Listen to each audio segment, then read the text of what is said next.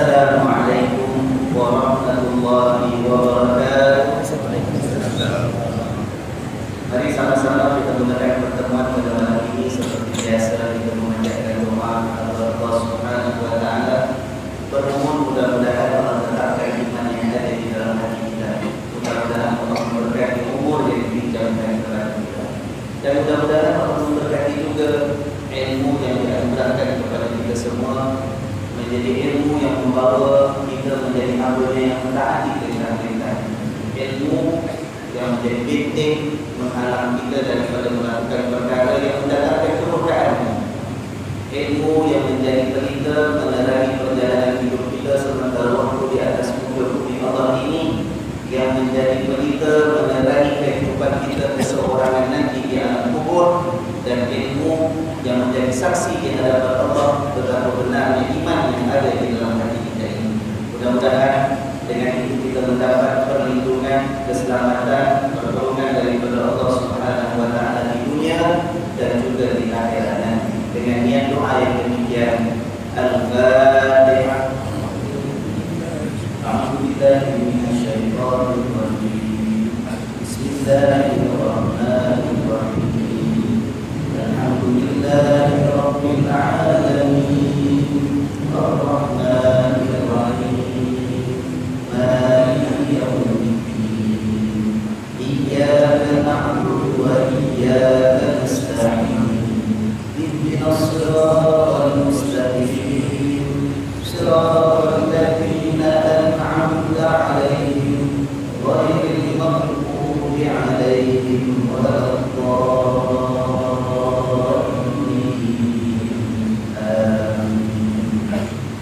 Bismillahirrahmanirrahim. Alhamdulillahirabbil alamin.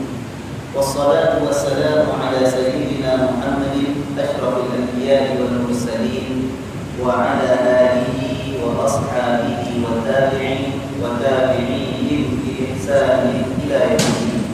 Alhamdulillah, syukur kepada Allah Subhanahu wa taala malam ini kita diberikan kesempatan untuk meneruskan kuliah kita, di mana pada minggu lalu kita telah banyak berbicara perkara yang berkaitan tentang sihir. Alhamdulillah, kita mempersoalkan atau membincangkan pandangan-pandangan ulama sama ada sihir itu ada hakikatnya ataupun tidak. Namun yang lebih penting untuk kita semua sebagai bekalan dan panduan hidup kita ialah sikap kita bila berhadapan dengan perkara-perkara yang berlaku pada diri kita, pada keluarga kita yang kita tidak senangi, yang mendatangkan kesulitan, mengganggu kita. Maka sikap kita mestilah sikap yang positif. Jangan terlalu cepat menyangka buruk, mengatakan ada orang hasad dengki kepada kita. Tetapi kita perlu berusaha untuk mengubah. Kemungkinan sesuatu itu berlaku menimpa kita bukan kepada orang lain. Mungkin kerana kita tersilap langkah kita sendiri, ya. Walau bagaimanapun secara umumnya kita menegaskan, katalah sebagai penutup kuliah minggu lepas, katalah kalau memang berlaku kepada kita perbuatan sihir daripada orang terhadap diri kita, maka carilah bantuan daripada Allah Subhanahu wa taala. Carilah rawatannya dengan cara yang diridhai oleh Allah Subhanahu wa taala, kerana yang menentukan dan mengizinkan sesuatu yang buruk itu menimpa diri kita dan kepada kita, yang menentukan dan mengizinkan ialah Allah. Maka yang mampu mencabutnya kembali, yang mampu mengelakkan kita daripada terus-terusan dicekam oleh perbuatan sihir itu, hanya Allah Subhanahu wa taala. Alhamdulillah.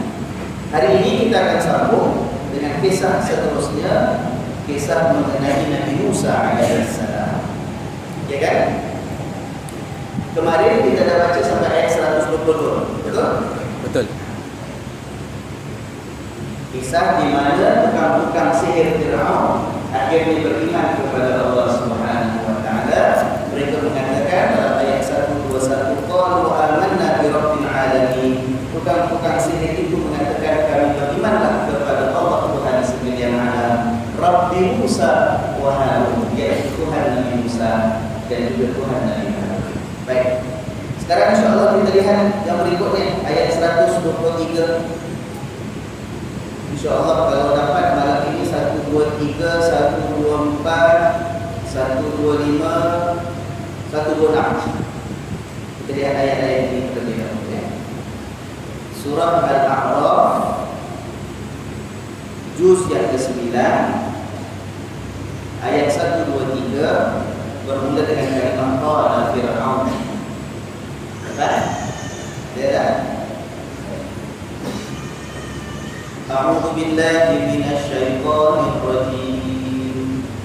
Qala Fir'aun amantum bihi qabla an adana lakum inna hadha lamakrun makartumuhu fil madinati litukhrijū minhā ahlaha fasawfa ta'lamun la'uqatti'anna aydiyakum wa arjulakum min khilafin thumma la'usallibannakum ajma'in qalu inna ila rabbina munqalibun wa ma tanqimu minna illa an amanna bi ayati rabbina lamma ja'atna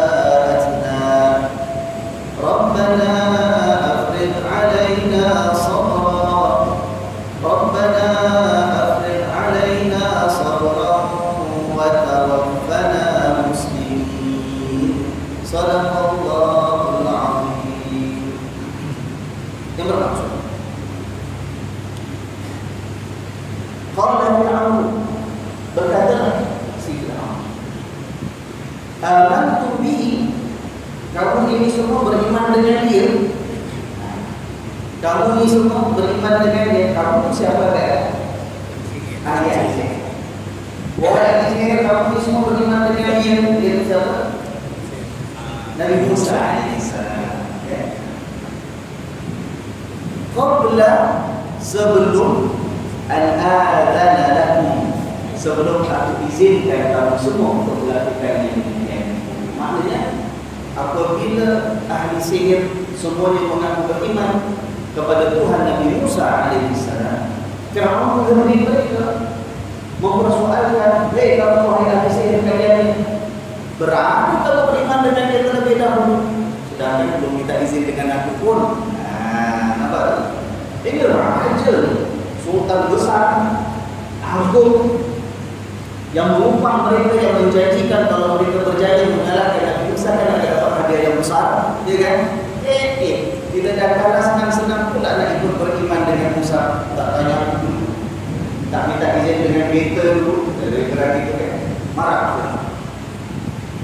Lalu Fir'aun menyambung dengan mengatakan, inna hadha, sesungguhnya perbuatan kamu ini lamakrun, merupakan satu tipu muslihat, satu perbuatan hina, makartumuhu fil Madinah, yang kamu ini semua sama-sama sepakat untuk melakukannya fil Madinah, di dalam kota ini.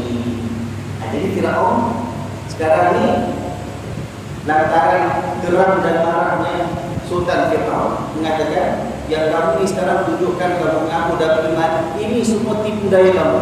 Kamu dah makan sama-sama tukang-tukang sihir ni dengan siapa? Dengan Nabi Musa alaihissalam. Fir'aun kata ini ada konspirasi. Tahap yang tertinggi, sengaja mengatur tipu hilah berpakat untuk dilakukan di dalam kota kita ini, yaitu tempat ataupun negeri yang diperintah oleh Fir'aun. Tujuannya apa?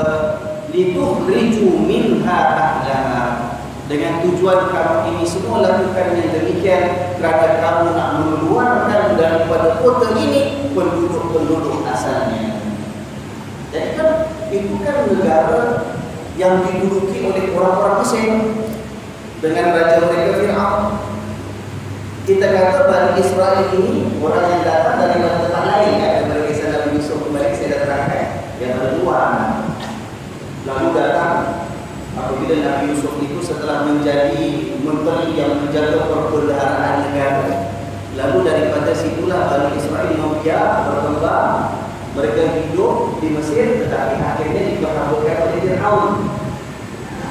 Jadi ada konflik. Di situ kita lihat ada krisis antara orang-orang Bani Israel, orang datang dari luar yang kemudiannya menjadi hamba, dengan Fir'aun dan rakyatnya asal orang Mesir. Jadi Fir'aun kata yang kamu buat ini wahai Musa dengan ahli sihir, kamu pangkat sebenarnya, ada tujuan jahat, ada agenda tersembunyi. Apa agendanya? Kamu nak berpangkat sehingga akhirnya kamu ini orang asal Fir'aun, kamu nak keluarkan daripada negeri Mesir ini, sebab kamu nak ambil alih kuasa, ya kan? Itu yang disebut dan dikatakan oleh Fir'aun apabila berhadapan dengan tukang setengah sihirnya yang telah beriman dengan Allah Subhanahu wa Ta'ala.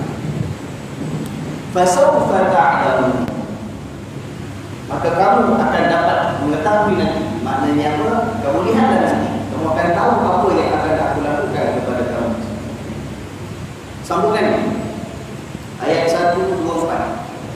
La uqatti'anna aydiyakum, aku bersumpah akan aku potong-potong. La uqatti'anna, ya, potong-potong. Dia bukan potong saja, perkataan dalam bahasa Arab. La uqatti'anna aydiyakum, tangan-tangan kamu.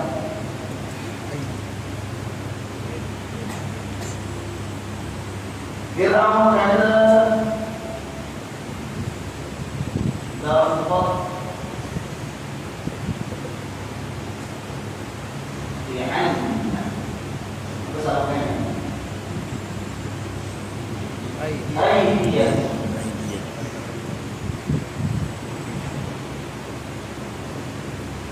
wa arjulakum. Kemudian ini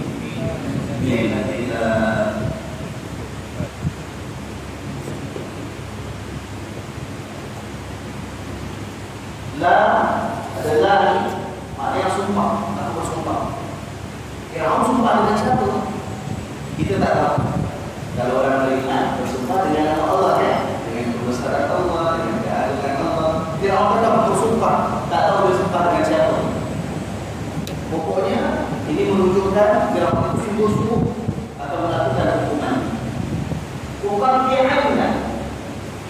Dalam terjemahan tertentu tulis satu, sesungguhnya aku akan salib nanti lepas ni. Oh, melai-lai. Walau usah gimana pun kan.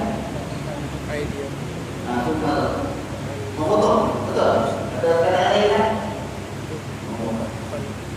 Ini seperti anda biasa diterjemahkan sebagai memotong. Aydiyakum, tangan-tangan kamu. Wa arjulakum, dan kaki-kaki kamu. Min khilaf. Apa kata khilaf? Bersilam. Bersilam maknanya apa? Potong, lepas tangan kanan sebagai contoh. Kalau mula tangan kanan, potong kaki kiri pula. Lepas potong kaki kiri, tangan kiri pula. Lepas tu kaki kanan pula. Dia bersilam. Bersilam. Maknanya hukuman dahsyat. Bukan potong sikit-sikit, bukan potong satu lepaskan, tak. Potong bersilam maknanya lepas satu tangan kanan, kaki kiri pula. Tangan kiri lepas kaki kanan pula. Cuma saya nak membawa perkataan memotong di sini dalam pertiaan. Dia sebenarnya bukan memotong saya, tetapi memotong-motong. Saya katanya tukang jual daging. Pakai daging sini. Potong daging dengan potong-potong daging sama. Lain kan? Potong dah. Kalau potong, cikijang. Kalau macam lagi terus rumah, ya kan? Ini memotong-potong. Perbuatan yang menggambarkan kedahsyatan. Orang dengar takut. Kalau orang yang nak ditimpakan dengan hukuman ini gerun, takut sebab perkataan hukumnya. Kalau memotong dalam bahasa Arab daripada dia Allah. Itu buanglah, buang dulu nilai. Apa? Kau dia mati. Oh, baris atas. Tapi yang sini oh, baris atas. Apa tak tulisannya? Oh, ada satu. Misalnya apa, tapi pukul Kalau angkot potong, kita potong sesuatu. Nah, tapi kalau angkot memotong, mencincang, kita potong. Itu yang dikumpul dan diancam oleh siapa? Oleh Fir'aun. Kepada siapa? Tukang sihir. Tukang sihir. Tak cukup potong-potong tangan, tak cukup potong-potong kaki. Kata Fir'aun lagi, misalnya, potong-potong. Tuhan. Apa lagi?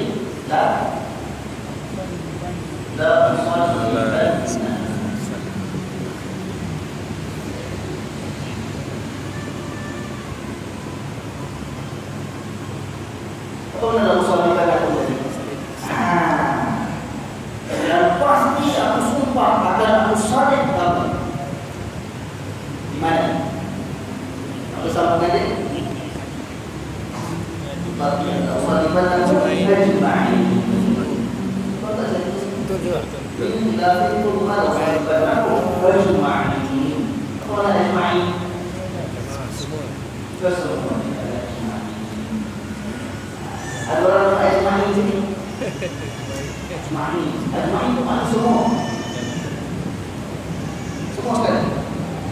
I will salib apa salah?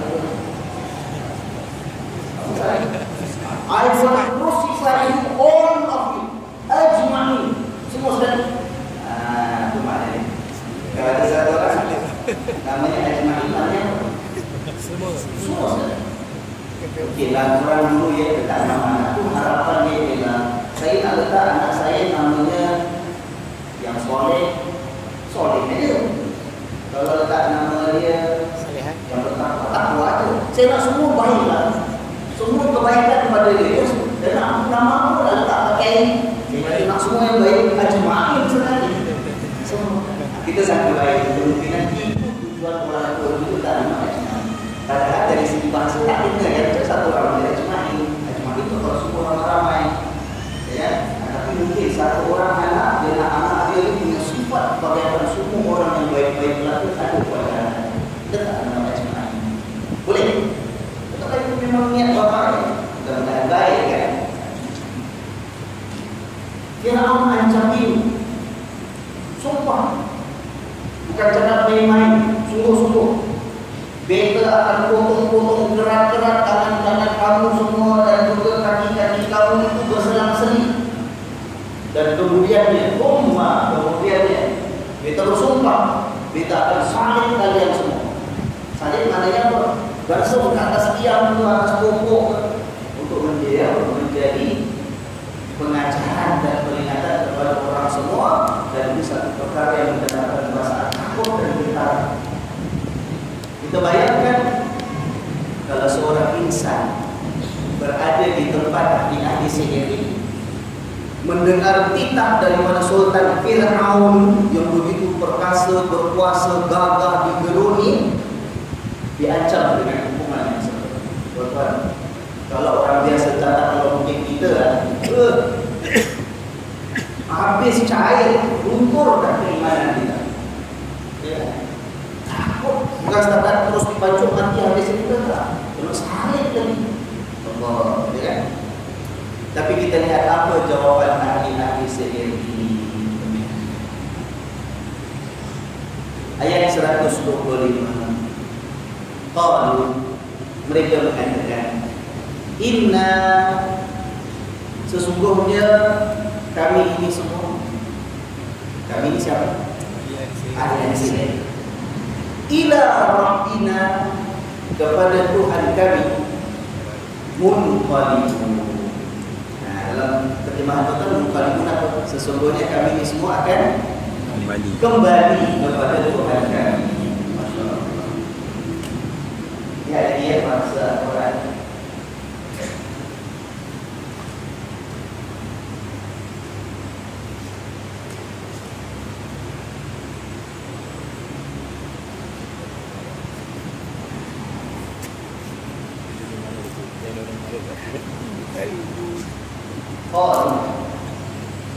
Maka ahli-ahli sihir itu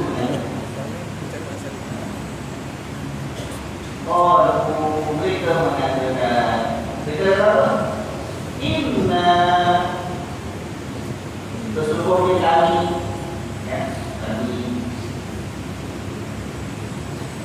ila Rabbina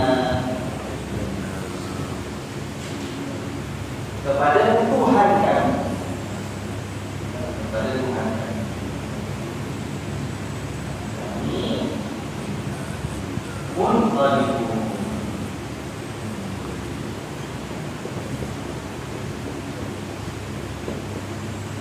Apa tadi terjemahan munqalibun? Kembali. Sesungguhnya mereka mengatakan sesungguhnya kami ini wahai Fir'aun, wahai Sultan, kepada Tuhan kami juga lah munqalibun. Akan kembali. Apa kalau kembali ke sini akan kembali? Dikembalikan.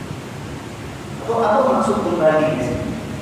Fir'aun kata aku bunuh orang, aku hukum orang, aku cincang-cincang kamu semua tangan kaki berselang-seling. Aku sadarkan ke mata pokok biar orang semua tengok. Tukang saya kata, Tuanku, sesungguhnya kami kepada Tuhan kami juga lah kami kembali. Apa ada kembali? Mati. Apa maksud kembali aja? Lepas mati. Apa dia? Meninggal. Satu makna kembali ialah meninggal, mati. Maksud mereka ialah Tuanku Fir'aun, Tuanku ancam akan hukumkan siksa salib kami tak letak Tuanku. Sebab akhirnya memang kami semuanya akan kembali mati balik kepada Tuhan yang telah menjadikan kami. Tak ada maksud. Kalau memang nak dihukum sampai hilang nyawa sekali pun, memang begitulah ketentuan kami hidup di bumi ini hanya sementara waktu. Akhirnya kepada Allah kami akan kembali. Baik. Jadi Allah sekali tambahan. Tuanku, kami tidak perlu getar, sebab hanya kepada Allah kami akan kembali. Dan bila seorang insan kembali kepada Allah, kalau dia itu nak beriman, ada cerita tak lepas mati? Ada cerita tak lepas mati bila orang beriman? Ada cerita. Tuhan pun nak siksa. Kami beriman kepada Allah. Kami yakin kami macam mana pun akan balik kembali kepada Tuhan yang telah menciptakan kami, dan dari sana nanti kami akan mendapat nikmat yang dijanjikan oleh Tuhan kami. Apalah hidup kami? Kami tak dapat apa yang Tuhan berjanji nak kasih kepada kami. Tak ada masalah. Malah hidup kat dunia Tuhan pun nak siksa kami, tak ada masalah. Pada kami yakin ganjaran hadiah yang sebesar-besarnya nanti disediakan oleh Allah apabila kami kembali kepada Dia. Itu menjadi sumber kekuatan, keyakinan. Berhadapan dengan ujian kat dunia, apalah ujian kat dunia berbanding dengan apa yang dijanjikan oleh Allah bila kita kembali kepada-Nya nanti. Apa tuan? Sekarang dalam bahasa Arab, kita kata terjemah balik kali kan. Bahasa Arab ni dia macam bahasa Inggeris. Dalam bab kami bisa sikit orang lain. Bahasa lain ada kami, ada kita.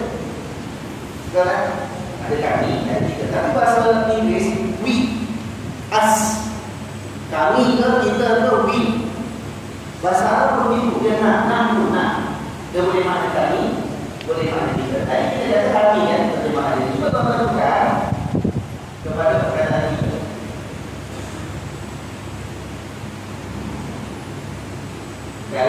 Kami kepada kita. Tuanku, kalau tuanku nak siksa. Sebab sesungguhnya kita ni adalah makhluk Allah.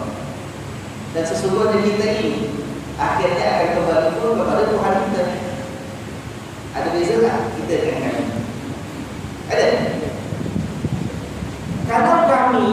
ahli sihir cakap dengan Firaun, mereka mengatakan tentang diri mereka sendiri, tukang sihir. Kami, tuanku tak masuk pada kami kan? Tuanku lain, ini kami. Tapi kalau mereka kata kita, tuanku kita ni, maknanya masuk pada tuanku sekali kan? Mungkin masukkan sekali kami, mungkin masukkan kita.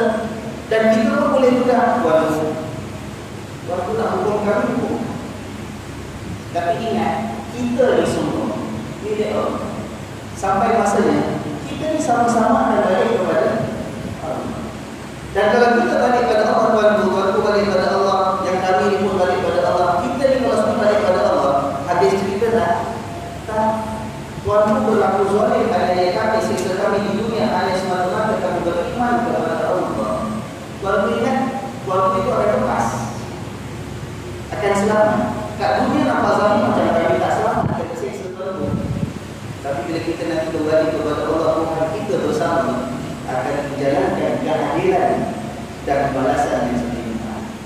Tuanku tak akan dapat lari daripada keadilan Allah. Seperti mana kami yakin kami tidak akan disia-siakan mendapat rahmat dan kasih sayang Allah. Ayat ini menggambarkan betapa hukumnya iman dan keyakinan tukang sihir. Tukang sihir itu apa dia? Kita tengok tamadun apa pun, sejarah bangsa mana pun, bukan sahaja syariat Islam. Bangsa mana pun, tamadun mana pun, yang namanya sorceress, tukang sihir, itu merupakan golongan dalam masyarakat yang dibenci. Tukang sihir, tamadun mana pun, sejarah mana pun, dibenci, ditakuti, digeruni, tak dipercayai. Itu tukang sihir. Kalau tukang tobat, mengubat orang yang sakit itu dihormati, dicari, disanjungi. Kalau tukang ilmu yang mengajar dalam masyarakat mana itu dihormati. Tapi kalau tukang sihir, sebab sihir itu dalam bangsa apapun, tamadun apapun, sihir itu sesuatu yang jijik dan kotor. Lebih-lebih lagi kita datang Islam terus jadikan sihir itu sebagai salah satu daripada dosa-dosa. Tapi kita lihat tukang sihir ini yang daripada mulanya, daripada dulunya sebelum kisah Musa datang kepada Firaun dengan bergumam mereka melakukan sihir, melakukan kejahatan dan sebagainya. Tapi kita lihat akhirnya bila dihadiahkan hidayah oleh Allah, mendapat pimpinan nur taufik oleh Allah, begitu yakin sampaikan diancam oleh hukuman Firaun dia katakan bukan sihir. Apatah lagi kita sepatutnya sebagai umat Nabi Muhammad SAW. Ayat ini menjadi pengajaran kepada kita, menjadi iktibar. Kalau tukang sihir Firaun bila dapat hidayah boleh begitu sekali yakin dengan kasih sayang dan janji Allah, kenapa pula kita sebagai orang Islam ada di antara kita ini masih berang-berang dengan janji Allah? Kenapa di antara ini masih lagi tidak mengenang janji Allah bahawa yang kembali kepadanya membawa keimanan akan mendapat surga, tetapi siapa yang bawa balik kepadanya kemungkaran, kejahatan, kefasikan, itu akan dicampakkan ke dalam neraka. Kenapa masih ada di antara ini seolah-olah tak percaya dan tak yakin dengan janji-janji Allah? Itu ketegasan yang kita boleh tukang sihir ini. Mudah-mudahan menjadi peringatan kepada kita. Mana dulu?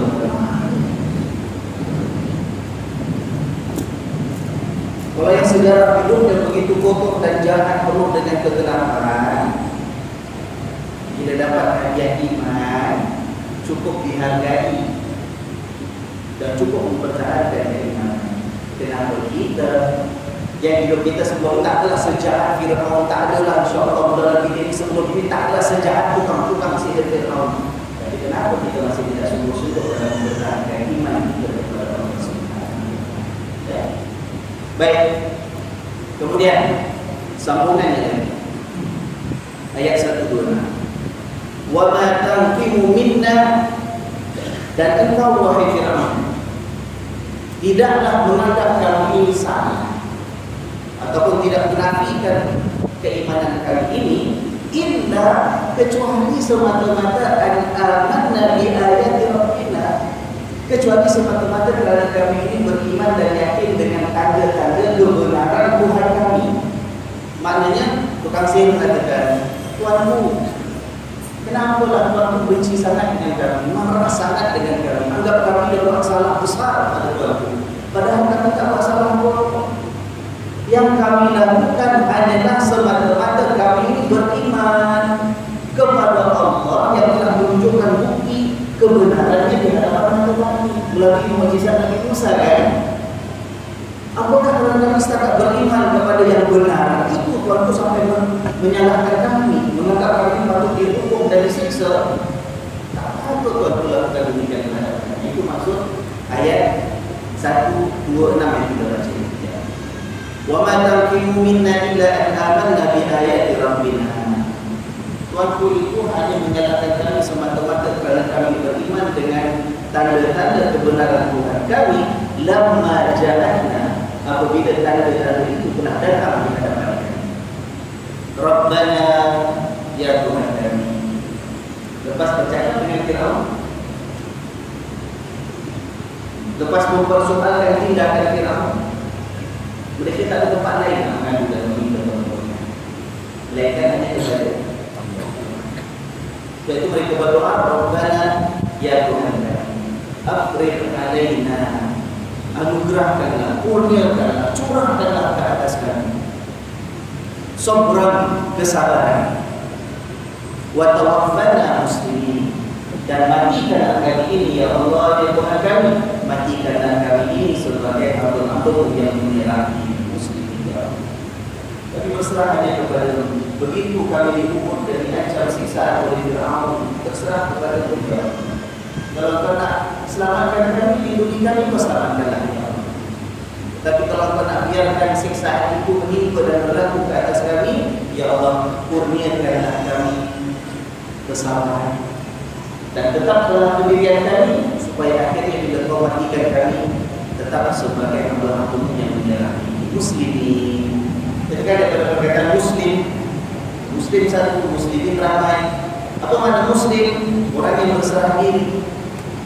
Dan itulah makna Islam. Islam hanya berserah diri kepada Allah. Ya Allah, kau suruh kami beribadah, kami beribadah, kami patuh, kami berserah diri, ya Allah. Itu Islam. Bila datang bulan Ramadan, kau perintahkan kami untuk berpuasa, tak makan, tak minum sepanjang siang, sepanjang bulan, kami buat, ya Allah, kami serah diri. Tak persoalkan sampai Allah. Ya kan? Kau memerintahkan supaya kami menjadi manusia yang jujur, kami serah diri, kami berusaha menjadi umat yang jujur, yang ikhlas, yang bercakap benar, yang berakhlak mulia. Itu perintah oleh Allah. Maka kami ini beragama Islam, kami serah diri kepada Tuhan. Itu makna muslimin. Jadi jangan persoalkan tuan-tuan. Jangan kita tanya, apa asal Islam ini? Ayat yang macam mana yang tak kena? Apa yang tak kena? Tengok tukang-tukang sihir ni datang. Dia kata, ya Allah, kurniakan kami kesabaran. Dan nanti kalau kami mati, kau matikanlah kami sebagai muslimin. Muslimin itu kan maknanya orang Islam. Islam itu kan agama yang dibawa oleh Nabi Muhammad sallallahu alaihi wasallam. Zaman Nabi Musa ada kalimat Islam, tak ada. Buktinya apa? Buktinya kalau kita buka kitab Taurat ataupun kitab Injil, walaupun kita tahu dah ada perubahan-perubahan yang dibuat dalam kitab Taurat dan kitab Injil, tapi tak disebut mana-mana pun bahawa ada agama yang dibawa oleh Nabi Musa, dan itu namanya Islam. Yang dibawa oleh Nabi Isa itu namanya Islam. Yang datang perkataan agama itu agama Islam itu dibawa oleh Nabi Muhammad sallallahu alaihi wasallam. Jadi jangan sampai kita ni keliru. Kalau orang kata persoalan ini, dia tak betul lah. Quran yang mestinya tak benar lah. Kenapa tak kena? Dia kata, hanya zaman Nabi Musa ada orang Islam. Dan nama Islam itu agama yang disebut nama itu dalam zaman Nabi Muhammad sallallahu alaihi wasallam. Kita kata muslimin di sini bukan bermakna orang Islam gunakan nama Islam itu sebagai nama tertentu, tidak. Tapi muslimin maknanya orang yang berserah diri. Itu berarti Islam. Ya. Mereka berserah diri hanya kepada Allah Subhanahu. Tuan-tuan, kita lihat dalam kisah ini yang kita baca tadi, Firaun apabila menolak dan mempersoalkan tindakan ahli-ahli sihir itu untuk beriman kepada Allah dengan mengatakan kamu tidak pandai-pandai beriman, padahal kamu tak izin dengan aku kan. Firaun cakap, Firaun menyebut dua kan. Kembali ya, pasal nak semua sedikit berkali.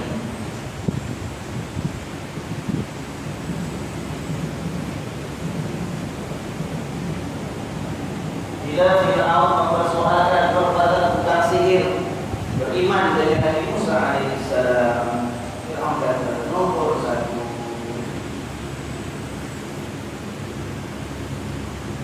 yang kamu buat ini semua, wahai tukang sihir, sebenarnya kamu berpangkat dengan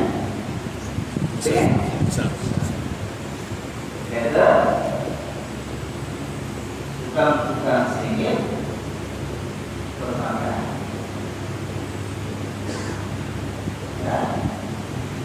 dengan Nabi Musa. First statement. Second statement. Tujuannya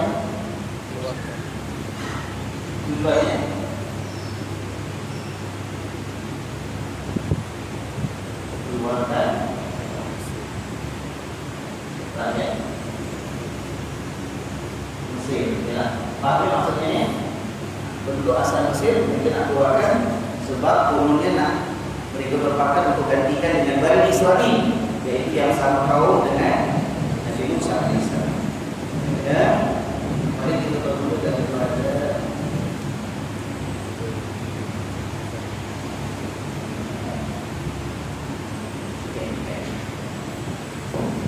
ya, ini dua pertanyaan yang disebut oleh Islam. Saya nak tanya, betul tak tuduhan Firaun? Betul tak tuduhan Firaun? Dia kata, kamu ni semua pandai-pandai pakar sebenarnya. Dah bincang-bincang, dah pakar konspirasi dengan Musa.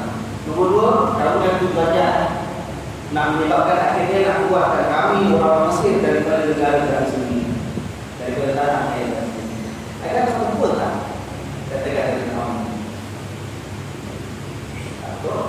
Nombor satu, tukang-tukang sihir berpakat dengan Musa. Nak pakat macam mana? Betul tak?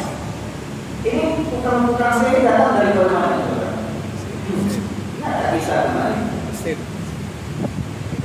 Firaun memerintahkan tentera-tenteranya pergi segenap pelusuk negara kita ini, pelusuk tanah air kita, pergi cari tukang-tukang sihir dan pukulkan mereka. Itu kan yang kita baca kemarin. Boleh cari ayat ini yang kita baca. Bukan Nabi Musa yang Nabi Musa. Ini tentera-tentera ataupun pembesar-pembesar Firaun yang cari. Pergi isun, pergi Subawang, pergi Gelang, pergi Bedok, pergi Jurong, semua yang ada satu cari mana tukang sihir yang kita kumpulkan orang asli. Siapa yang suruh? Firaun. Yang pergi kumpulkan, pergi cari siapa? Orang-orang Firaun. Bukan Nabi Musa yang pergi cari. Nabi Musa tak kuasa nak cari semua. Wow.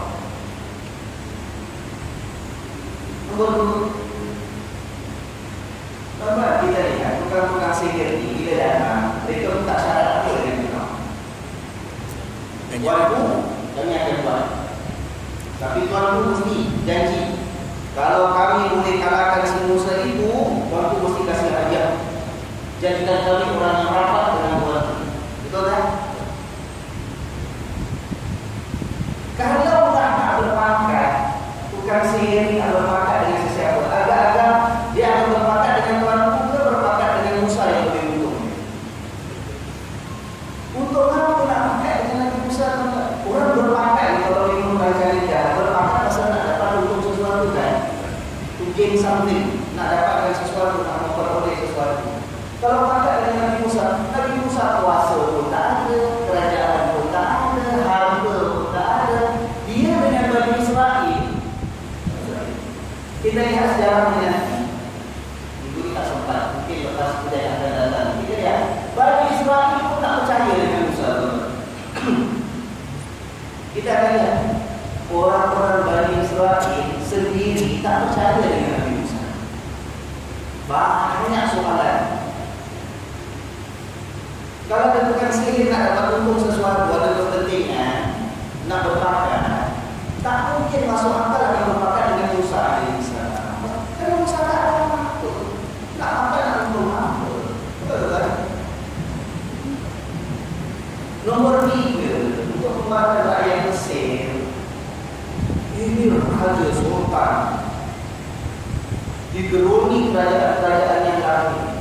Antara bukti kekuasaan sebab itu tuan-tuan, Allah Subhanahu wa taala mengekalkan peninggalan-peninggalan Firaun yang lampau sampai sekarang itu menjadi tontonan kita. Sampai sekarang orang belayar pergi Mesir, pelancong tengok apa tuan-tuan? Pergi Mesir tengok apa? Nombor 1. Piramid. Tengok itu yang Sphinx satu yang patung badan Cina orang. Nak pergi museumnya kat Mesir tunjuk apa tuan-tuan? Itu mamis peninggalan Firaun. Allah tinggalkan tubuh Firaun. Dan kita kata Firaun bukan satu ya kan? Firaun adalah tinggalan kepada sesiapa pun raja yang memerintah Mesir. Sebab itu mamis patung-patung batu yang tubuh jasad yang diawetkan Firaun banyak. Sebab Firaun itu ramai, ya kan? Macam mana masuk akal kita katakan Firaun pakat dengan tukang sihir sebab nak mengeluarkan orang-orang Mesir daripada negeri Mesir, nak digantikan dengan Bani Israel. Padahal mereka berhadapan dengan Firaun.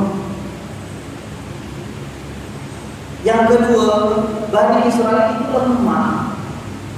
Mereka sikit minoriti, lemah, jadi hamba, dipukul, dibantai, tak ada harga diri. Sebelum dilahirkan Nabi Musa ataupun pada awal-awal Nabi Musa dilahirkan, itu kan telah digambarkan bentuk ujung Firaun, bahawa di kalangan Bani Israel ini yang jadi hamba-hamba kita akan lahir satu orang yang nanti akan menjatuhkan takhta tuanku. Tuanku buat apa? Buat keputusan. Mana-mana anak lelaki Bani Israel baru lahir akan dibunuh, kalau anak perempuan dibiarkan hidup. Ya kan? Tapi dengan kuasa Allah selamatkan Nabi Musa itu yang dicampakkan oleh ibunya hanyut di sungai, akhirnya dikutip oleh kerabat diraja Firaun sendiri. Okeylah. Pokoknya tuan-tuan, Firaun bila buat keputusan, Bani Israel tak boleh buat apa-apa. Bani Israel tak boleh bangun bangkit, Allah apa yang habis keturunan lagi kalau dah tak ada lelaki lagi kan? Bayangkan kalau 1 tahun anak lelaki lagi bunuh, kali lelaki bunuh. Pasal lemah di Bani Israel. Macam mana masuk akal yang kata Firaun pakatan Musa alaihissalam dengan tukang sihir ialah untuk akhirnya nak keluarkan dan Allah untuk Mesir, rakyat Mesir, keturunan Mesir daripada negara ini. Tak masuk akal. Ini merupakan kata-kata yang dikeluarkan oleh Firaun yang dah mati. Mati tak? Mati buntu dah.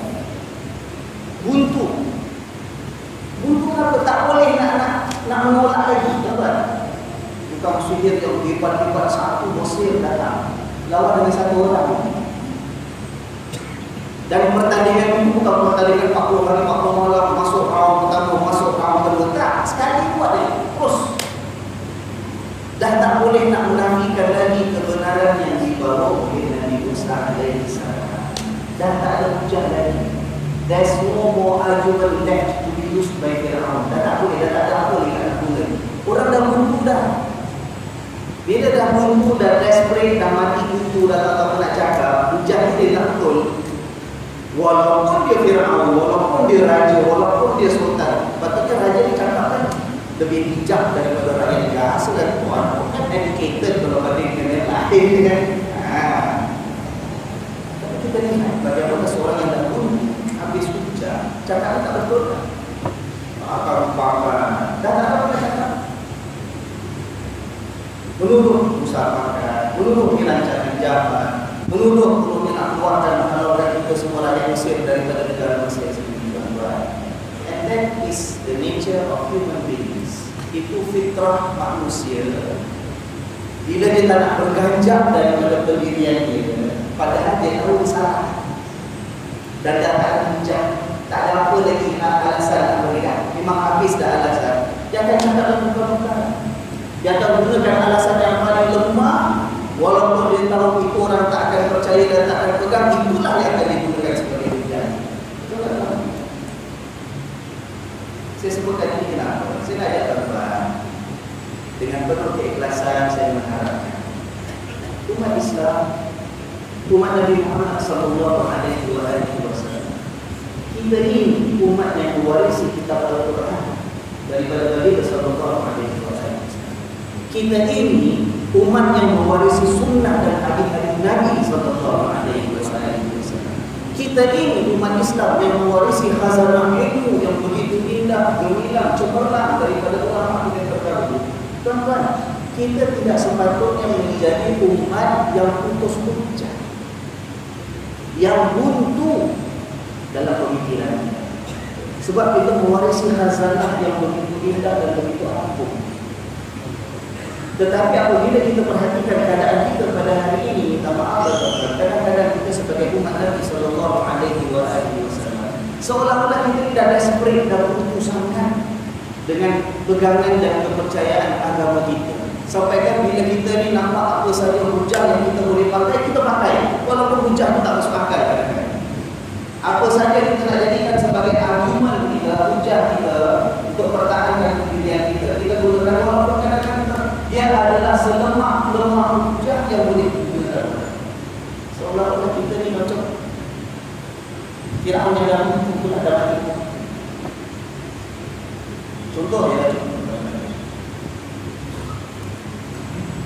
baru ini ada orang tanya saya WhatsApp, dia forwardkan gambar, ada satu kumpulan padri. Ini Facebook banyak, WhatsApp pun dah tersebar. Katakan berhati-hati dan berwaspada. Ini merupakan padri-padri Melayu yang baru habis pengajian di Singapura ini, melibatkan agama Kristian berdakwah di Malaysia, masuk dalam Johor dan sebagainya. Saya tak tahu apa kita. Facebook tuan-tuan ada kita. Maka kita terima, kita cepat percaya pula. Kita sebarkan lagi, sebarkan. Ada nama Melayu dia lagi. Padahal tuan-tuan, gambar itu merupakan gambar yang disebarkan lama dah, sejak tahun 2010 dah ada situ. Dah kita boleh cari dalam internet pun. Kita kalau cari lagi sikit, periksa maklumat yang kita dapat. Orang forward pada kita, jangan terus forward. Cek dulu. Tahun 2010 dah ada dah gambar itu. Dan itu bukan gambar padri-padri Melayu. Itu merupakan padri-padri yang sebagian datang daripada Indonesia, sebagian daripada keturunan Kadazan di Sabah. Memang orang miskin asalnya. Mereka bertemu, tak ada perbincangan majlis, tak nak ambil gambar. Tiba-tiba pakai orang kita, konon nak pelihara akidah orang Islam jangan sampai goyang. Kita gunakan hujan, berhati-hati. Padri-padri Melayu. Baru habis latihan di Singapura, tersebar. Apakah orang Islam ini nak mempertahankan akidahnya boleh pakai apa saja hujah? Seolah-olah kita dibuntu mati dulu, tak apa nak buat. Benda yang salah pun kita pakai sebarkan. Orang lihat kita ni bagaimana ya orang Islam ni? Umat Nabi ni apa kan? Kita nak yakinkan orang bahawa kita umat Islam, kita umat yang punya harga diri, ya kan? Supaya orang hargai kita. Supaya kalau orang tak ikut agama kita pun, dia hormat pada pegangan agama kita. Dia hormat kita sebagai umat Islam. Tapi kalau kita tunjukkan satu peribadi, satu identiti umat yang berujung dalam menerima apa sahaja maklumat dan itu jadi hujah kita. Nampak tak? Lemahnya kita dalam hujah.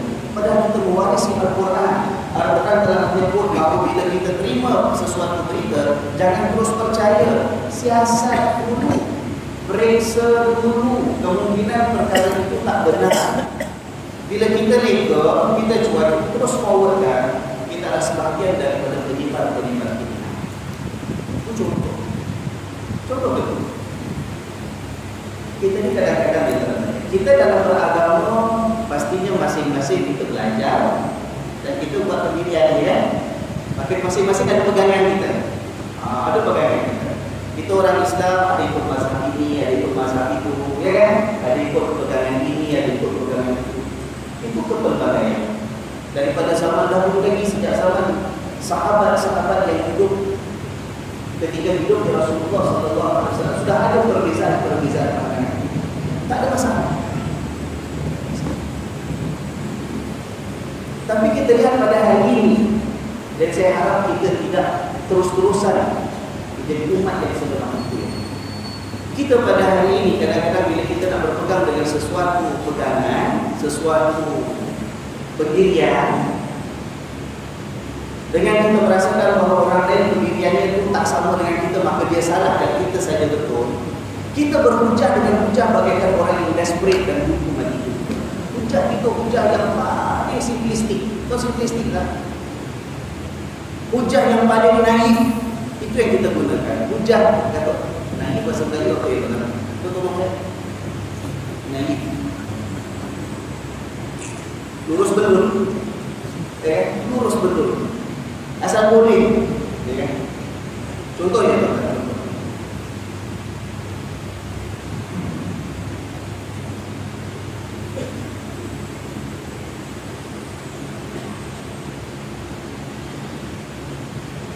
Kata, kalau pada hari ini ada satu kumpulan orang Islam yang melakukan sesuatu perkara yang salah, terang-terangan salah, satu dunia hukum dan satu dunia mengatakan ini bukan Islam, tapi dibuat oleh satu kumpulan orang-orang mengaku sebagai orang Islam. Katakan, bila disiasat tengok, rupanya they have one common factor.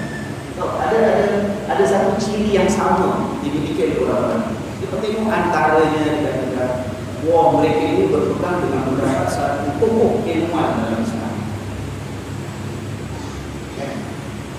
Orang-orang tertangkap, orang ganas, orang ekstremis, teroris, siasat-siasat, mereka punya pandangan ikut dengan satu alim ataupun satu imam atau satu pokok dalam agama. Lalu kita buat rumusan. Oleh kerana orang-orang ini, orang buat salah ini semua ikut pendapat dia, maka pendapat dia mesti semuanya tak betul. Dia jadi punca orang-orang semua jadi tak betul. Maka dengan itu kita pun sebarkan statement mengatakan orang ini, pokok ini tak boleh kita pakai. Bahaya sebab kalau kita pakai pendapat dia, kita pun akan pun jadi orang-orang yang teroris juga seperti yang lain. Tuan-tuan, ini hujah yang naif, hujah yang simplistik. Kita mewarisi ilmu, kita mewarisi Al-Quran, kita mewarisi hadis Nabi SAW. Kita telah dibangunkan sebagai satu umat, sebagai sebuah umat, keupayaan untuk melihat, meneliti, mengkaji dan buat penilaian.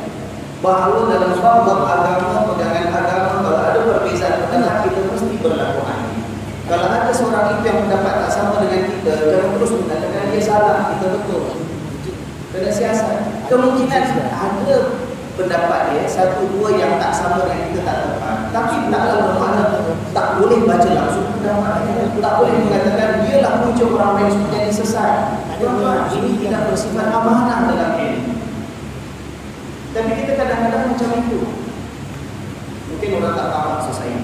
Saya terangkan sekali lagi dengan penuh ketegasan sebab saya ingat saya sebagai seorang ustaz dan saya merasakan satu amanah untuk berusaha bersama-sama dengan masyarakat membangunkan diri kita, identiti kita, marwah kita sebagai umat dan masyarakat yang canggih dalam pemikiran. Kalau bisa pendapat, tak ada masalah, tapi yang canggih dalam pemikiran. Bukan orang yang pegang dengan satu pandangan tapi gunakan hujah naif seperti ini. Contoh saya terangkan.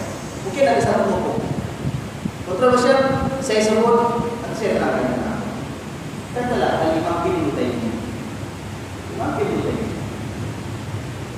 Sekarang kalau kita lihat, kerana dalam suasana orang yang menolak keganasan, terorisme dan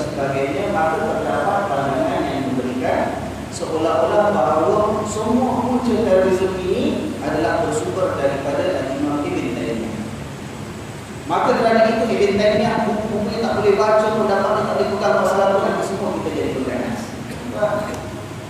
Pada saya itu hujah yang simplistik dan naif. Kita mewarisi khazanah ilmu yang sepatutnya menjadikan kita matang. Kita kena kaji penulisan itu. Jangan kata Ibn Taymiyah, siapa pun tokoh ulama kita yang lain, siapa pun.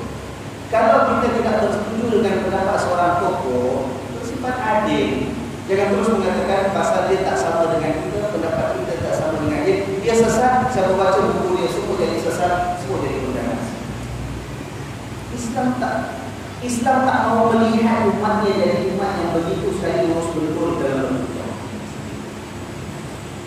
Kalau orang nak mengenal Ibn Taymiyah, dan ini yang saya rasa satu perkara yang kalau kita tak berhati-hati tidak akan menjadi budaya. Contoh, mungkin ada yang tak dapat tangkap apa saya katakan. Kita tidak mampu berterusan menjadi satu umat yang membangunkan satu budaya berfikir yang malas. Ibn Taymiyah punca orang menjadi pengganas. Ustaz Fatris ada buku Ibn Taymiyah yang dibaca. Maka rumusannya Ustaz Fatris orang pengganas. Kalau tak pengganas pun Ustaz Fatris penyokong pengganas. Pasal apa? Sebab saya baca, saya ada kitab-kitab Ibn Taymiyah. Dan berdasarkan kepada tadi statement yang pertama mengatakan Ibn Taymiyah itu adalah punca orang jadi pengganas. Tuan-tuan, saya kalau cakap demikian, bukan masalah Ibn Taymiyah itu nak ada isu. Bentar. Saya keluarkan dalam isu saya minggu lepas. Orang dah tutup dah bahawa mufti Singapura ni Salafi Wahabi penyokong pengganas. Saya nak buat macam mana ya? Tapi saya bila tulis itu dan sekarang saya nyatakan, saya tegaskan di sini. Saya bukan cakap masalah Ibn Taymiyah itu, bukan isunya, tapi isu ialah kita nak sama-sama golongan asatidzah yang membimbing masyarakat yang bersama-sama nak menegakkan agama, nak membangun identiti agama kita. Jadilah masyarakat yang mampu berfikir dengan matang. Kita tak setuju dengan Ibn Taymiyah, bersifat adil. Kita tak setuju dengan Imam Syafi'i, bersifat adil. Tuan-tuan, satu pihak lagi pun naif dan simplistik. Sebagai contoh, melakukan sesuatu yang Nabi tak buat adalah bid'ah. Semua bid'ah masuk hati. Orang yang datang baca Yasin malam Jumaat kat masjid Darul Makmur sebab tak dibuat oleh Nabi, mereka buat bid'ah, mereka masuk neraka. Jadi naif dan simplistik. Terus betul hujahnya. Kalau kita bisa pandangan antara boleh tak jadikan amalan baca Yasin malam Jumaat dengan tak boleh baca Yasin malam Jumaat sebagai bid'ah, kita bisa pendapat saling bermakna. Yang ikut buat, yang tak nak buat sebab kata bid'ah, dipersilakan. Tapi kalau kita berhujah secara lurus betul, kita jadi satu pergaduhan. Tuduh-menuduh, kafir mengkafirkan, fasik memfasikkan, saling masukkan orang lain ke dalam neraka sebab kita rasa cuma kita yang lain masuk syurga. Ini adalah penyakitnya yang ditunjukkan oleh Fir'aun menjadi pengajaran kepada kita. Fir'aun dah terdesak. Sebab hujah dah tak ada, nampak bukti nyata depan mata, ya kan? Apakah kita juga sudah menjadi satu masyarakat dan sebuah umat yang terdesak, desperate ke kita, sampai kita dah tak boleh nak berhujah lagi, main pukul rata siapa buat daripada Nabi tak buat, masuk neraka semua. Pasal itu semua bid'ah. Para ulama membicarakan masalah bid'ah dengan terakhir yang berjela-jela sampai akhirnya keluar berbagai pandangan. Itu yang kita warisi. Kalau orang tak setuju dengan pendapat Imam Syafi'i dalam masalah bid'ah sebagai contoh, hormati dia. Bukan bermakna mesti ikut semua. Orang yang tak setuju dengan pendapat Ibn Taymiyah, mungkin ada problematik bahagian pendapatnya. Terlalu adil. Kita hidup dalam zaman di mana umat Islam semakin hari semakin lemah dan hilang. Antara cara untuk mengatasi kelemahan kita ialah dengan kita bersatu padu, menjadi umat yang saling sokong menolong. Yang kita dah bincangkan kemarin ayat di mana Allah suruh berpegang dengan tali Allah wala tafarraqu, jangan berpecah belah. Suasana kita hidup zaman ini seperti ini, malah kita jadikan benda-benda yang hilang dalam ratusan tahun tak selesai pun kita jadikan sebab untuk kita terus berpecah belah di antara. Bagaimana kita nak berdiri di hadapan Allah nanti Bagaimana kita nak mengaku di hadapan Nabi bahawa ya Rasulullah, aku di umatmu ya Rasulullah. Orang akan mengatakan saya bukan begitu, Patris, Salafi, Wahabi, sokong dipintai orang kenal saya akan tahu saya siapa. Tanya keluarga saya, istri saya datang, anak-anak saya datang. Tanya, Abang salat subuh tiap-tiap pagi baca Quran atau tidak? Saya baca Quran tiap-tiap pagi. Orang nak kata saya salah Wahabi, itu persilakan. Tanya anak saya, datang kembali. Abang lepas salat, ini bukan pasal jadi imam kat masjid, dari imam kat masjid mungkin dalam pasal suruh. Saya nak rumah, sembahyang sendiri ke, sembahyang dengan keluarga ke. Lepas salat, saya mirip sama-sama tak? Saya baca doa kat tangan tak? Baca doa sama-sama keluarga ke tidak? Salat Patris, itu salah Wahabi. Betulah. Saya sekarang kesulitan, faham ya? Saya bukan berbincang tentang Salafi, Wahabi ke saya ini ataupun Ahlussunnah wal Jamaah ke saya ini. Saya tak cakap bahawa tuan-tuan orang Singapura mesti sokong Ibn Taymiyah, mesti menentang Ibn Taymiyah. Bukan itu isunya. Tuan-tuan, yang baca Facebook saya, dan saya akan katakan tegas, walaupun saya sebut contoh Ibn Taymiyah, bukan Ibn Taymiyah itu isunya. Tetapi bagaimana kita ini bersama bergerak sebagai sebuah umat ketika kita berhadapan dengan krisis dalaman kelemahan kita sendiri. Kita terus-terusan menjadi umat yang malas berfikir. Bila kita malas berfikir, kita lebih beremosi terus salahkan orang lain yang tak sama dengan kita. Padahal kita mewarisi khazanah ilmu yang begitu tinggi, yang seharusnya menjadi tinggi. Boleh faham tak? Kita bukan umat yang desperate dalam mencari. Kita bukan umat yang buntu dalam kita berucap dengan dalil-dalil. Tidak. Bisa pandangan tak ada masalah. Bersifat adil lah antara kita. Bila kita bertitik tolak dengan keinginan untuk mencari perbezaan, maka kita akan nampak ada perbezaan. Kalau ada persamaan antara kita, ini persamaan tak cukup untuk kita bersama. Tetapi yang saya nak ajak ialah marilah kita bertitik tolak daripada keinginan dan kesungguhan untuk bersama. Bila kita bertitik tolak daripada keinginan untuk bersatu, dan itulah perintah Allah dan Rasulnya, kita akan dapat mencari banyak persamaan yang ada. Kalau ada perbezaan itu tak cukup untuk memisahkan dan memecahkan. Mudah-mudahan kita faham bersama. Alhamdulillah, saya melihat bahawa masyarakat secara umumnya faham perkara. Saya melihat alhamdulillah teman-teman saya para asatidzah kebanyakannya ingin bersama dalam niat dan tujuan seperti ini. Dan saya harap kita tidak meninggalkan satu warisan kepada generasi selepas ini, warisan untuk berbicara, warisan mencari perbezaan, warisan mencampakkan saudara sendiri yang mengucapkan kalimah syahadah, mencampakkan saudara ke dalam neraka. Tak. Tetapi kita meninggalkan warisan yang penuh keindahan kepada anak-anak dan generasi selepas kita, warisan agama yang menyatu padukan kita di sebalik kebenaran. Wallahu a'lam bis-shawab. Dan disinilah perlunya pengorbanan. Pengorbanan yang paling besar, pengorbanan yang paling susah. Dan ini yang pernah kita baca ayat tentang kisah dua orang anak Adam, Qabil dan Habil.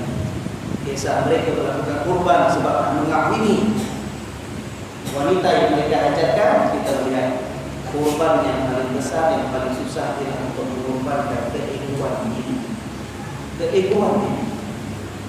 Kalau yang ego ini kita tidak mampu sembelih dan kurbankan, kita sembelihlah dia tahu 1000 kambing kita seorang pun belum tentu dapat mencapai keridaan Allah Subhanahu.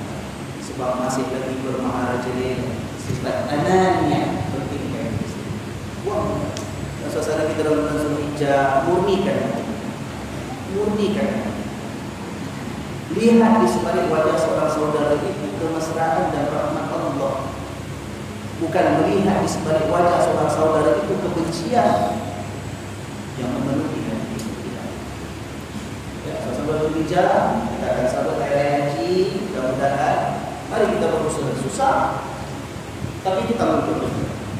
Sulit, ambil masa panjang perjalanan kita untuk membangunkan upaya kita menjadi umat yang bijak, yang punya ilmu, yang punya keinsafan dan bersifat adil. Susah sebenarnya. Jadi disitulah perlu pengembangan dan perjuangan. Ambil semangat dari usul hijab ini, mudah-mudahan Allah Subhanahu Wa Taala menerima amalan kita. Dan dengan itu saya diingatkan untuk memaklumkan kepada semua, minggu depan kita nak kuliah tak agak-agak? Tak ada. Tak ada ya, sebab minggu depan dah malam raya dah. Kita akan insya-Allah pada hari Isnin. Jadi hari Ahad malam kita bertakbir, hari Ahad siang pula hari Arafah. Jadi minggu depan kita ada kuliah, minggu selepas minggu depan kita akan berkuliah insya-Allah. Boleh? Boleh? Jadi sini apa tadi? Satu. Apa ni? Yang ringkas. Ringkas ya. Nah, Saya minta pendapat Ustaz lagi tu. saya. Sekarang saya berdoa kepada Allah Ta'ala. Ya. Berdoa, Ya Allah Tuhan, ampunkanlah segala dosa-dosaku, Ya Allah. Ya. Beserta dengan segala muslimin dan muslimat, Ya. muslimin wal muslimat. Ya. Tapi orang yang saya dah cakap macam Ustaz, mesti ada orang dengki sama saya macam Ustaz. Mana Ustaz? Apa pendapat Ustaz? Saya bertanya ini, kita diajar untuk pengampunan untuk diri kita dan pengampunan untuk saudara-saudara. Kaum muslimin muslimat, Saya dah doakan tu. yang masih hidup ataupun yang tak meninggal dunia, kan? Betul. Kita buat Ustaz. Mudah-mudahan Allah ampunkan semua. Tapi macam mana ni sekarang? Orang yang kita doakan pengampunan pada dia pula yang hukum kita, dia yang sakit hati pada kita. Dia yang marah kita, cari gaduh dengan kita. Macam mana ni Ustaz? Tuan-tuan, bila kita berdoa mengharap, itu untuk siapa? Kerana siapa? Kerana Allah. Bukan kerana diri. Kita tak ada selamat. Seperti mana kita tak diri kita selamat. Betul tak tuan? La yu'minu ahadukum hatta yuhibba li akhihi ma yuhibbu li nafsihi. Hadis yang masyhur. Sahih. Tak beriman seorang daripada kamu sampaikan dia suka dan cinta untuk saudaranya apa yang dia suka dan cinta untuk diri sendiri. Kalau kita mahu kita ini mendapat pengampunan Allah, orang yang imannya sempurna, dia akan mahu juga saudaranya mendapat pengampunan daripada Allah. Orang yang tak dirinya selamat pada hari akhirat, tak dicampakkan dalam siksaan neraka, kalau betul imannya, dia juga mahu saudaranya itu selamat, tidak dicampakkan ke dalam neraka. Sebab itu kita doakan. Kerana kita mencari keridhaan Allah. Kerana Allah kita doakan. Kalau dia nak lawan balik, dia tak terima kita punya persahabatan, dia tidak menghargai persaudaraan kita, terpulang dia. Tapi jangan balas kejahatan dengan kejahatan. Ya Allah, 10 tahun aku doakan untuk semua, Ya Allah. Sekarang akan aku doakan untuk semua. Ya Allah, ampunkan dosa aku dan dosa orang-orang tuaku dan juga dosa kaum muslimat yang masih hidup ataupun yang mati, kecuali Pak Tidur lalu. Dia jangan. Dia seorang penyelamat. Orang asal bukan doa adalah orang kembali. Janganlah tuan. Kerana Allah. Contohnya, kita jadi panjang tak musim. Kalau ada kesalahan tak musim. Kita diajar. Bila kita mendoakan kebaikan sesuatu kepada saudara kita, malaikat akan doakan kebaikan itu untuk diri kita. Ya kan? Betul. Kita doakan baik untuk dia, insya Allah dengan rahmat Allah kita pun dapat kebaikan yang kita doakan untuk dia. Betul tak tuan? Kita bayangkan orang yang kita dah lihat betapa bencinya kepada kita, ya kan? Tak menghargai kebaikan kita. Salah besar tak dia sebab tidak menghargai persaudaraan kita. Salah besar tak? Kita buat baik, kita doakan dia, dia hasad pimpinan kita, dia mengatur kita, mencaci, fitnah bawah kita. Dosa dia banyak. Betul tak? Kita minta ampun kepada Allah. Terus minta ampun. Jangan berhenti. Sebab dengan dosanya kejahatan yang begitu busuk sekalipun, kalau Allah kabulkan doa kita, Allah ampunkan dia. Betul? Bermakna kita pun dapat ampunan yang sama daripada Allah. Jahat-jahat orang pada kita yang kita nampak dengan mata kita, agak-agak kalau kita cermin diri kita pun ada tak kejahatan kita? Kita pun ada dosa-dosa kita kan. Kalau bukan pada dia, ada dosa kita sendiri masing-masing. Dosa aku Tuhan dia yang tahu. Oh, orang tak tahu. Kita harapkan ini, tak apalah. Dia tak hargai, tak apalah. Dia fitnah saya, tak apa. Saya minta Allah ampunkan dia. Pasal apa? Kalau Allah ampunkan dia, walaupun dia jahat macam itu, mudah-mudahan segala dosa saya pun Allah ampunkan. Yang hukum siapa? Kita dan dia sama-sama. Tapi kalau kita tak nak doakan dia, pasal kejahatan dia surat kita nak doakan, Allah tak ampunkan dia, kita rugi dapat mengampunkan kita. Ya, mudah-mudahan kita bertemu selepas minggu hadapan, ya, 2 minggu daripada sekarang, dan Allah muliakan umur kita, Allah bersihkan hati kita, Allah buang hasad dengki daripada jiwa kita. Berkat doa yang saya berikan minggu lepas, ya kan? Jangan ada gil dalam diri kita dan dalam orang-orang yang beriman. Kalau kita biarkan ada hasad, ada benci dalam hati kita terhadap orang lain, itu akan menjadi rantai yang membelenggu hati kita, hilang ketenangan dalam diri. Takut kita tidak mendapat rahmat dari Allah. Sekian saja pada malam ini. Kita tutup seperti biasa dengan tasbih kafarah dan surah Al-Asr. Mudah-mudahan dengan tasbih kafarah ini Allah ampunkan segala kesilapan. Mudah-mudahan Allah bersihkan segala amalan kita yang mengumpuli kita perhatikan kita. Dan mudah-mudahan dengan membaca surah Al-Asr menjadi peringatan kepada diri kita bahawa umur dan masa yang ada di usaha sangat berat. Jangan sampai kerugian kita dengan umur sedikit yang ada ini dipenuhkan dengan perkara yang tidak Allah hebat. Subhanallahumma wa bihamdika asyhadu an la ilaha illa anta astaghfiruka wa atubu ilaik. Subhanallahumma wa bihamdika asyhadu an la ilaha illa anta astaghfiruka wa atubu ilaik. Subhanallahumma wa bihamdika asyhadu an la ilaha illa anta astaghfiruka wa atubu ilaik. A'udzu billahi minasy syaithanir rajim. Bismillahirrahmanirrahim. Wal 'asri innal insana lafi khusr illa alladhina amanu wa 'amilus shalihat wa tawassaw bil haqqi wa tawassaw bis sabr. Assalamualaikum warahmatullahi